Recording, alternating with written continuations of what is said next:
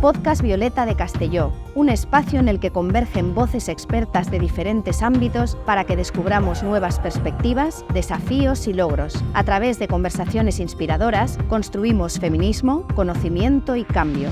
La realización de este podcast es posible gracias a Ajuntament de Castelló, Asociació Liceu de Dones, Reinventadas Asociación de Mujeres Emprendedoras, Asociació 8 de Març y Asociació Aula Debate Mujeres del Grau. Hola, empezamos ahora nuestro episodio número 4, Violencia de Género, Violencia Machista. Mi nombre es Pilar Díaz y hoy me acompaña Erika Safont, de la Asociació Liceu de Dones de Castelló, y Nerea López de Reinventadas, Asociación de Mujeres Emprendedoras, que ante la imposibilidad de poder estar con nosotros nos ha dejado grabados sus puntos de vista acerca de este tema. En este episodio conversaremos sobre la violencia machista y los aspectos claves sobre la legislación vigente sobre este tema. Me gustaría comenzar este episodio aclarando lo siguiente. ¿Es correcto el término violencia de género o deberíamos usar el término violencia machista? Erika. Pues la verdad es que es un tema que ahora mismo hay gente dentro del mismo movimiento, hay quien considera que debemos dejarlo un poco barbecho, y porque con todo este trubel que está habiendo ahora mismo, pues hay que dejarlo un poco en barbecho porque se ha distorsionado un poco la forma en que el género lo utilizamos desde el feminismo.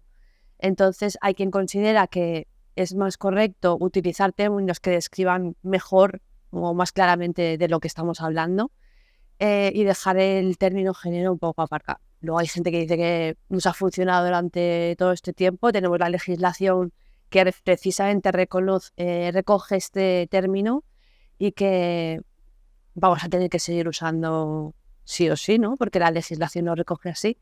Y luego hay quien dice que desde el principio, que era un término que desde el principio no sabíamos que nos iba a traer problemas. Entonces, pues yo creo que es un momento de hablar con mucha claridad, ¿no? Cuando queramos decir género, decimos género. Cuando queramos decir sexo, decimos sexo. Y sin tanto tabú, ¿no? Y es para expresar exactamente lo que significa cada cosa. Erika, exploremos ahora las diferentes formas en que se manifiesta la violencia machista, incluyendo la física, la psicológica, la sexual, la económica y la simbólica. Pues sí, ahí sí que yo considero que es importante que ahondemos bien y que demos muchas pistas para que sepamos diferenciar. Yo para eso sí que me lo he traído apuntado, porque sí que creo que hay ciertos tips que son importantes que los sepamos ver con claridad, ¿no?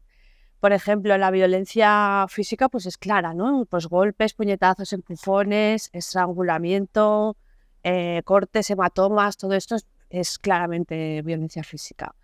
En cuanto a la violencia psicológica, pues tenemos mentiras, ¿no? Una mentira, manipulación de la culpa, chantaje emocional, intimidación, daños a la propiedad, amenazas a terceras personas que son queridas para ti, insultos verbales, comentarios hirientes, aislamiento, bueno, ¿no? Situaciones en las que te aíslan de tu familia. Claro. Y luego, en cuanto a la sexual, pues esto sí que está un poco más claro, sobre todo ahora que tenemos todo ese movimiento ahora con el ARESO, sí, todas estas cosas que han pasado, pues, por ejemplo, con el juicio de Alves y tal, está bastante más claro. Comentarios, gestos, tocamientos que no has consentido, explotado. Bueno, luego está a nivel ya más bestia, ¿no? Pues la trata, la prostitución forzada, violación, esclavitud y tal. Y luego la violencia simbólica, ¿no? Que creo que también me has preguntado sobre la violencia simbólica. Sí que creo que es importante porque esta es la que sustenta de una forma más estructural que no seamos capaces nosotras mismas de verla, ¿no? Pues violencia simbólica sería, por ejemplo, naturalizar las desigualdades, ¿no? Tanto culturales como económicas. Esto es así porque es así y no hay forma de cambiarlo. Pues no, hay que problematizar lo que pasa, ¿no? En cuanto a, por ejemplo, control de la producción, claro, los medios de producción mainstream están controlados por quien están controlados y el mensaje que se saca pues es el que es. Entonces se sigue alimentando la violencia simbólica. Y bueno, alimentado desde instituciones, o sea, desde la institución es muy importante que se problematice, que se vea y que se solucione, ¿no? Y que la violencia simbólica no se utilice, no sea tan evidente. Y luego está la violencia económica, pues que ya sería pues control de tus cuentas, control de, o sea, no dejarte disponer del dinero, de tu propio dinero, no dejarte trabajar, por ejemplo, también es una forma de violencia económica. Erika, me gustaría que desarrollaras un poco más la violencia simbólica, que es de todas las que has nombrado, con la que me quedo con más dudas. Pues violencia simbólica, por ejemplo, es la violencia estética, ¿no? Por ejemplo, que cuando salga una mujer en la televisión, la presentadora de las noticias de tal, pues súper maquillada, súper tal, eso es crear una imagen de la mujer que realmente hace que la persona, otra mujer que la vea, pues piense que eso es lo que tiene que ser una mujer, ¿no? Pues eso es un poco de violencia simbólica. Que en el cine, cuando salga una mujer, hable 5 minutos o que su vida sea estar siempre alrededor de un hombre, tal, eso es violencia simbólica también, ¿no? Y poca representación de mujeres en el cine, en la literatura, en series, en películas, todo eso es violencia simbólica. Muy bien, entiendo. Vamos a analizar ahora los factores socioculturales y estructurales que perpetúan la violencia machista en la sociedad. Pues ahí también me lo he apuntado, es que justo me ha tocado un tema que es un poco, que no me gustaría dejarme nada. Las normas de género, clarísimo, ¿no? O sea, estereotipos sexistas, la mujer esto, y si eso se sigue reproduciendo, no vamos a salir del bucle. Luego, y es una educación sexista igual, ¿no? Ahora lo estamos viendo claramente, por ejemplo, pues te vas a comprar juguetes y el pasillo rosa y el pasillo azul, pues eso es sexista y ahí seguimos perpetuando los roles estructurales que hacen que la sociedad no avance en este sentido, ¿no? Falta de acceso a la justicia. Yo creo que eso ahora lo hemos compensado un poco, ¿no? Aún así, los datos de violencia todavía nos arrojan que hay un poquito de... O sea, que muchas mujeres no se atreven a denunciar porque sí que sienten que la justicia todavía no les ampara como... Pues eso también es una forma estructural de seguir reproduciendo la violencia machista dentro de la sociedad, ¿no? ¿Qué más podríamos hablar? Pues no sé, bueno, lo que hemos dicho antes, los estereotipos de género en la publicidad y en la comunicación en general, ¿no? Tanto a nivel en películas como en series, como en programas de televisión. Seguimos pues reproduciendo un poco esos estereotipos todavía. Quizá también sería interesante hablar de la cultura del silencio, que yo creo que es lo que estamos rompiendo las mujeres feministas. Nosotras aquí, por ejemplo, estamos haciendo eso, ¿no? Romper la cultura del silencio, hablar entre nosotras, darnos cuenta de que lo personal es político, ¿no? Y quitarnos ese estigma, ese miedo, esa vergüenza por lo que me dirán, porque a ver si eso no me ha pasado a mí, qué habré hecho yo mal, ¿no? Todo eso fuera, porque ya nos estamos dando cuenta de que lo vimos lo mismo todas en menos o más grado, ¿no? Bueno, también podríamos hablar de la falta de acceso a la economía, ¿no? Todavía las mujeres hoy en día, según los datos, poseemos el 1% de la propiedad privada del mundo. Por lo visto, el 1%. El 1%. No sé si habrá cambiado esto con los años, pero en el último informe de pobreza es lo que decían. Entonces,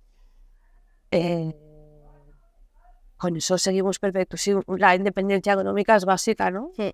Si no tenemos independencia económica, seguimos ancladas a depender de terceras personas o de tu pareja o de lo que sea. Entonces, es un dato alarmante, el 1%. El 1% es no significar nada en la economía. Claro, a lo mejor si hablamos a nivel europeo y tal, pues los datos es distinto, pero tenemos que pensar en una forma más global. Exacto. Y a nivel global, estos son los datos que arroja los datos de pobreza. Hablan del 1%, pues a mí me parece bastante alarmante. Bastante. Y luego los datos de brecha salarial también son... O sea, el tema económico es importante para para acabar con este problema estructural. Mucho que hacer tenemos todavía, ¿eh? Mucho, sí. mucho que hacer. Pues muchas gracias, Erika. Para continuar, conoceremos ahora la experiencia de Nerea López en relación con la violencia de género entre adolescentes.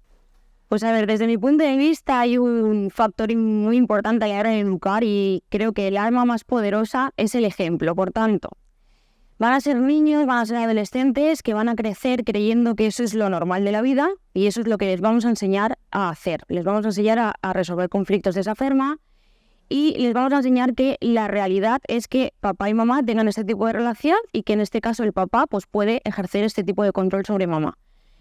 Por tanto, ellos aprenden a base de imitación, van a replicar esto y sus futuras relaciones con sus parejas pues van a ser más o menos igual. Van a creer que el papá tiene que ejercer una fuerza de control sobre mamá, ya sea física, ya sea psicológica, y lo vamos a seguir replicando. Además, hay otra cosa que me parece muy importante y es algo que en consultas se ve continuamente y es que cuando el papá suele ser autoritario, que es más o menos lo que pasa en estos casos, la mamá suele sobreproteger. ¿Por qué? Porque tenemos miedo de que el papá ejerza este autocontrol también sobre el niño o sobre la mamá y vamos ocultando varias cosas. Por tanto, se nos complica la educación. Papá es autoritario, mamá suele sobreproteger y esto al final va desencadenando que normalmente cuando son más mayores pasan dos cosas. Una, que el niño o la niña repite este comportamiento hacia mamá porque para él es su forma de comunicarse, es lo que ha aprendido, que es lo normal. Y segunda, pasa otro tipo de cosas y es que crecen creyendo que la mamá no ha defendido esto, crecen creyendo que la mamá ha permitido esto con muchísima rabia y cuando llegan a la adolescencia se rebotan hacia mamá por la rabia que les da y ejercen otro tipo de maltrato que se va a repetir, que en este caso sería la violencia filioparental, es decir, esa violencia que se ejerce de niños hacia padres, hacia madres, en este caso hacia la mamá, porque como la mamá no le ha evitado, sienten mucha rabia y entonces replican este tipo de comportamiento. Erika, ¿es cierto que hay una gran cantidad de denuncias falsas sobre violencia de género? Pues bueno, este tema es un tema controvertido. Yo creo que hay un dato, y bien, me voy a los datos porque esto sí que es importante que lo manejemos con datos, que nos puede dar una pista de lo que está pasando. De las 935 víctimas, por ejemplo, en el periodo 2006 a 2021, que es del último que hay datos oficiales en el observatorio, de las 935, 700 no habían puesto denuncia. O sea, quiero decir, ahí hay claramente las mujeres no denuncian, les resulta muy complicado denunciar. Entonces, si tenemos esto en cuenta, pensar que una mujer quiere denunciar para hacer daño a su pareja, pues seguramente las habrá, pero la inmensa mayoría no denuncia. Y de hecho las han matado. En este caso son víctimas mortales y no había puesto denuncia. Entonces, este tema pues hay que mirarlo con mucho cuidado, pues porque, por ejemplo, una denuncia falsa, según se contabiliza dentro de la justicia, es una mujer que denuncia que denuncia al marido por violencia de género, se demuestra que es falsa y el marido la denuncia a ella y hay una sentencia condenatoria contra ella. Eso es lo que se considera denuncia falsa y son el 0,00, es poquísimo. Luego, claro, cuando sale el informe del Observatorio Estatal de Violencia de Género, pues salen, por ejemplo, datos de sentencias absolutorias y son muy altos, pero es que eso no significa que sea una denuncia falsa. Eso significa que es muy difícil encontrar pruebas. Cuando, por ejemplo, es violencia psicológica, pues a la mujer resulta muy complicado encontrar pruebas para que sean condenatorias en sí. Entonces, que todo el porcentaje, por ejemplo, el último porcentaje que se ha salido la semana pasada, sobre seguimiento provisional el 38%, pero es que eso no significa que sea una denuncia falsa. Significa que o se ha pasado a otro tribunal o se está buscando porque no han encontrado pruebas, porque es muy complicado encontrar las pruebas, pero eso no significa que sea una denuncia falsa, ni muchísimo menos. De hecho, como decimos, de las víctimas mortales, de 935, 700 no habían puesto denuncia. O sea que me parece muy grave hablar tan alegremente de denuncias falsas cuando realmente la mayoría pues les cuesta mucho denunciar, porque están denunciando a una pareja con la que conviven. Es que es complicado. Queda claro con esos datos. Damos de nuevo paso a Nerea, que nos va a hablar de los factores de prevención de la violencia de género en el hogar. En cuanto a los factores de riesgo y de protección, he recogido 3 que me parecen muy importantes. En primer lugar, normalizar ese comportamiento. Si yo crezco creyendo que ese es el comportamiento normal, lo voy a seguir repitiendo y no voy a detectar que mi pareja también está haciendo lo mismo sobre mí, o bien voy a detectar que lo que yo estoy haciendo sobre mi pareja es lo normal. Normalizo el comportamiento y esto lo voy a extrapolar tanto a parejas como a otro tipo de relaciones. El segundo factor de riesgo y que conlleva, cómo desarrollamos factores de protección es la desigualdad de género. Sé que es muy difícil que cuando yo estoy detectando una violencia machista en casa poder cortar con el tema porque hay otras cosas que me atan y siento mucho miedo a que esto esté pasando. Pero lo que estamos haciendo es que no vamos a cortar con la seguidilla. Continuamos con la desigualdad de género, continuamos normalizando la violencia machista, esto lo continuamos repitiendo y al final nunca nadie corta. Esto se sigue reproduciendo y la violencia machista continúa estando porque no la hemos cortado desde el inicio. Y por último, y me parece muy importante, es la ausencia de modelos positivos a la hora de resolver conflictos. Son niños que crecen creyendo que la violencia es la forma de resolver los conflictos, ya sean hijos o sean hijas, chicos o chicas. Pero ellos han crecido creyendo que cuando hay un problema lo tenemos que resolver de forma violenta. Y de esta forma van a seguir creciendo hacia su pareja, hacia sus amigos, pero son niños que se comportan de forma agresiva. De hecho, muchas veces, no siempre un trastorno de conducta viene de un entorno de violencia machista, pero muchas veces vemos que sí que son conductas muy normalizadas, que ellos se han aprendido a comportarse de forma muy violenta porque es lo que están viendo en casa y es la forma en la que han aprendido a resolver los conflictos. No conversan, no median, simplemente actúan de forma violenta porque es lo que han repetido, lo que han replicado y lo que han aprendido por imitación. Con la base para que no se siga reproduciendo la violencia machista, diríamos que haya un clima de comunicación positiva en casa donde el niño nos pueda contar. Cuando ven a contarnos algo que ha pasado, por ejemplo, podemos detectar una situación de violencia machista que a veces pasa en los colegios también, de niños que ejercen violencia machista sobre las niñas. ¿Cómo vamos a detectar esto? ¿Qué factor de protección tendré yo aquí? Pues el clima de comunicación positiva. Si yo en casa, cuando el niño viene a contarme algo, cuando la niña viene a contarme algo que ha pasado, yo lo escucho y no lo juzgo, él tenderá a contarme cosas o ella tenderá a contarme cosas. Mamá, papá, en el cole me ha pasado esto. Si yo, cuando la niña viene a casa a contarme algo, le juzgo, o tú qué has hecho, o por qué ha pasado esto, no me contarán nada y ahí no tendré ese factor de protección para poder evitar que esto se siga reproduciendo. Educa a tu criatura entre tanto amor que sepa identificar cualquier tipo de violencia y le incomode. Muchas gracias por hacerme partícipe de este maravilloso podcast. Gracias a ti, Nerea. Y volviendo con Erika Safont, le pedimos que nos hable de las acciones preventivas establecidas en la ley y la importancia de dedicar fondos públicos a ello. Pues el plan de sensibilización y prevención de la violencia de género establece, en la ley 1/2004, establece que es una ley estructural que afecta a todos los ámbitos: educación, sanidad, justicia,